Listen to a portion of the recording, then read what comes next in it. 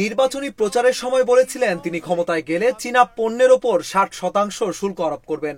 এরপর গত 20 জানুয়ারি প্রেসিডেন্ট হিসেবে শপথ নিয়েই বলেছিলেন আগামী ফেব্রুয়ারি থেকে চীনা পণ্যের ওপর 10% শুল্ক আরোপ করবেন।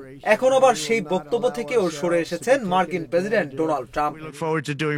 এখন তিনি সুর পাল্টে বলছেন চীনা পণ্যের ওপর আপাতত কোনো শুল্ক আরোপ করা হবে না। বৃহস্পতিবার ফক্স নিউজকে দেওয়া সাক্ষাৎকারে তিনি এমন মন্তব্য করেছেন বলে জানিয়েছে বার্তা সংস্থা এএফপি। ডোনাল্ড ট্রাম্প বলেন, আমরা চীনের ওপর শুল্ক বসাতে চাই, কিন্তু চীন চায় না আমরা তাদের ওপর শুল্ক বসাই। আপাতত আমিও চাচ্ছি না শুল্ক আরোপ করতে, তবে আমাদের সেই ক্ষমতা আছে, যা চীনের ওপর বিশাল চাপ।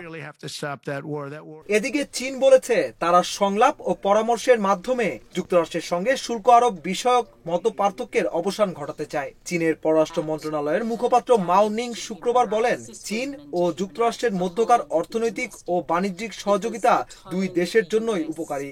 বাণিজ্য ও শুল্ক যুদ্ধে কেউ জয়ী হবে না। এটি কারো স্বার্থের জন্যই ভালো হবে না, বৈশ্বিক স্বার্থের জন্যও না।